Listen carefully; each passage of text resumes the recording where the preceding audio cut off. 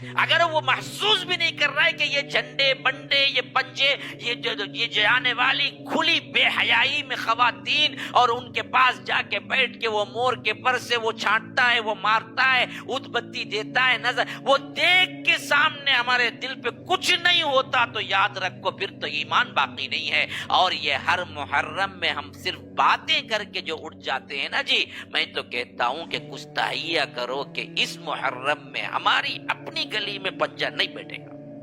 وقتوں نے حضرت عائشہ کو گالی دیتے ہیں اور ادھر پنجتن پاک کے کہ ان سے محبت کا اظہار کرتے ہیں. ان بدبختوں کے نجی نہیں بلکہ سرے عام محفلوں میں یہ بورڈ لگا ہوا ہوتا ہے کہ حضرت عائشہ جہنم میں, اور ہم پہ چوں بھی نہیں رہتی. ہم ٹھنڈے ٹھنڈے سنتے ہیں چلے جاتے, نہیں کرنا بھائی او میں بھی چھوڑ دیا بس وہاں تک ختم. کیا کب اٹھو گے؟ بسم اللہ الرحمن الرحیم وسارعوا إلى مغفرة من ربكم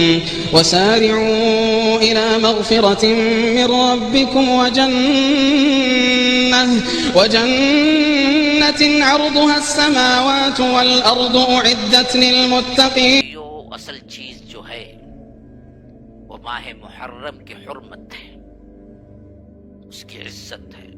ظلم کبھی بھی کرنا جائز نہیں, لیکن اللہ نے خاص فرمایا احترام کے اعتبار سے فلا تظلموا فیہن انفسکم. دیکھو ان مہینوں کے اندر تم ظلم نہ کرو. اور ظلم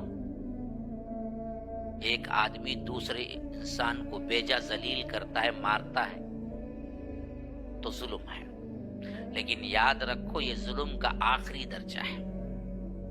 خالی وہی ظلم نے ہم کو ظلم بولے تو وہ ایک ہی معلوم, ہاں کون تبھی گالی دیا کون تبھی مارا کسی کو کیا ہے کوئی جھگڑا کیا ہمیں کیا بولتے ظلم نہ کرو. ہاں جی ظلم ہے وہ, لیکن ظلم کا آخری درجہ ہے. اس سے بڑے دو درجے ہیں. وہ بڑے درجے کیا ہے بتائے؟ گناہ کرنا خود پہ ظلم ہے اور اللہ کے ساتھ شریک کرنا سب سے بڑا ظلم ہے. تو اس مہینے کے اندر بدعات و خرافات, سیاہ کپڑے پہننا یا سبیلیں نکالنا یا تعزیہ داری کرنا یا محفلوں میں شامل ہونا یا دیکھنے جانا اور اسی طرح دوسرے بدعات و خرافات کرنا, یہ اس سے بڑا ظلم ہے جو ایک دوسرے کو تکلیف پہنچانا ہے. وہ خود پہ ظلم ہے, اسی بھی ظلم کہا.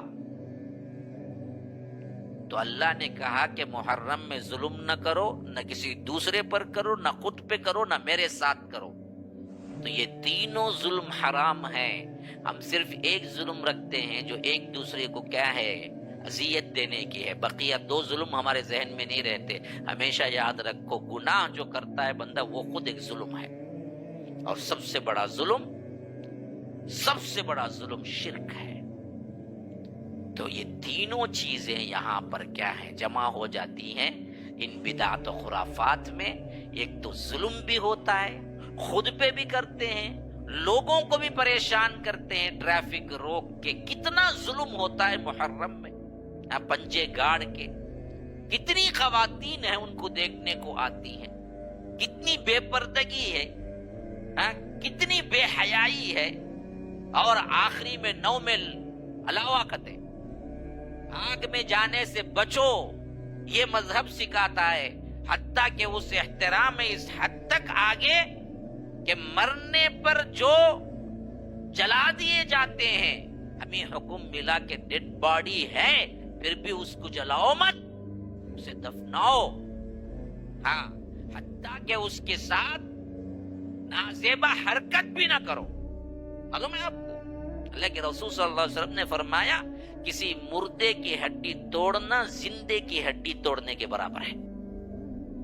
ہاں مردہ چنے, لیکن اس کی میت کا احترام اس حد تک فرمایا اللہ کے رسول صلی اللہ علیہ وسلم نے, انہیں میت ہے بول کے اس کے ساتھ جو چاہے نہیں, احترام کا سلوک کرو, اسے پورے احترام کے چاس لے جا کے دفن کرو. اسے ایسی کوئی چیز نہ کرو جو زندے کے ساتھ کر سکتے ہیں, مردے کے ساتھ نہ کرو, وہی تکلیف ہے. تو اس حد تک احترام دیا اور ہم کو ہمیشہ دعا سکھائی کہ ربنا آتنا فی الدنیا حسنہ وفی الآخرۃ حسنہ وقنا عذاب النار وقنا عذاب النار وقنا عذاب النار وقنا عذاب النار. آگ سے بچا، آگ سے بچا، آگ سے بچا. یہ بدبخت امت اسی کو ایک بہت بڑی کرامت یا عزت سمجھ کے 9 کی رات کو علاوہ کھدلتے، علاوہ بول کے خود آگ جلا کے جا کے مرتا. کبھی کبھی صحیح میں گر جاتا پورا، انہیں پاؤں میں تیل لگا وہ کرتا چپکے تے بھی کون تے پیچھے سے ڈھکلا بولو پورا جسم گرا وہ چل جائیں گا. انہیں خالی نیچے پاؤں میں لگا تھا اور لوگوں کو بتاتا. حالانکہ وہ تیل کی وجہ سے 1-2 سیکنڈ یا 10-15 سیکنڈ وہ آگ اتنی زیادہ لگتی نہیں، وہاں سے اچھل جاتا. اسے بولنا کیا بھی نہیں، خود پڑھ کو دکھا بولنا، 10 گھنٹے پڑھ اٹھ، اس کے بعد دیکھیں گے کون بچاتے تجھے. تو یہ تمام خرافات. اور پھر حضرت حسین کی نیاز فلاں، نظر و نیاز صرف اللہ تبارک و تعالی کے لیے ہونا چاہیے. کسی اور کے لیے اگر کرتا ہے تو وہ کھلا ہوا شرک ہے. شرک سب سے بڑا ظلم ہے. تو یہ تمام چیزیں میرے بھائیوں خاص طور پر میں ان سے خطاب کر رہا ہوں جو واقعتاً اسلام کو سن کر سمجھ کر عمل کرنا چاہتے ہیں. خواہ وہ بیٹھے ہوئے ہیں، خواہ وہ نوٹ کے ذریعے سن رہے ہیں، خواہ وہ آگے سنیں گے. ان سب سے کہتا ہوں اللہ کے لیے ان خرافات کو چھوڑو. کچھ ہو گیا پہلے توبہ کرو. اسی ماہ محرم میں توبہ کر لو. کوئی رکھتا تھا پہلے روزہ اس نیت سے کہ یہ کربلا کی تقدیس ہے، فوراً نیت بدلو. کربلا سے اس کا کوئی تعلق نہیں، یہ اللہ کے رسول کی سنت ہے، اس واسطے رکھنا ہے. کوئی سیاہ کپڑے پہنتا چھوڑ دے، بقیہ اب 6 دن چھوڑ دے اسے. ہاں کوئی تعزیہ دیکھنے جاتا تھا، کرنے نہیں دیکھنے، چھوڑ دے وہ عمل. کہا وہ تمہارے گھر کے اوپر سے کیوں نہ گزرے، بالکنی میں جا کے بھی مت دیکھو. دیکھنا بھی گناہ میں سپورٹ ہے. اور آخری بات یہ ہے کہ ہر محرم میں اس طرح کی چند تنبیہات کو سننے کے لیے جو ہم جمع ہوتے ہیں، کب تک جمع ہوتے رہیں گے؟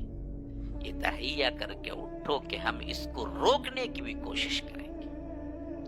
من رأى منکم منکرا فلیغیرہ بیدہ. ایمان کا سب سے پہلا درجہ تو وہ ہے نا جی، اس میں اللہ کے رسول صلی اللہ علیہ وسلم نے فرمایا کہ جو کوئی منکر کو دیکھے، برائی کو دیکھے، وہ ہاتھ سے روکے. فلیغیرہ بیدہ. فَإِن لَّمْ يَسْتَطِعْ، نہیں ہو سکتا ہے ہاتھ سے روکنا، فَبِلِسَانِهِ، کم از کم زبان سے کوشش کریں.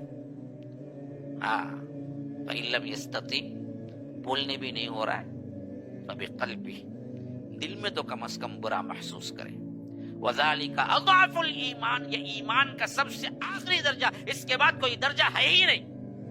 اگر وہ محسوس بھی نہیں کر رہا ہے کہ یہ جھنڈے بنڈے، یہ پنجے، یہ جانے والی کھلی بے حیائی میں خواتین، اور ان کے پاس جا کے بیٹھ کے وہ مور کے پر سے وہ چھانٹتا ہے، وہ مارتا ہے، ادھ بتی دیتا ہے نظر، وہ دیکھ کے سامنے ہمارے دل پہ کچھ نہیں ہوتا تو یاد رکھو پھر تو ایمان باقی نہیں ہے.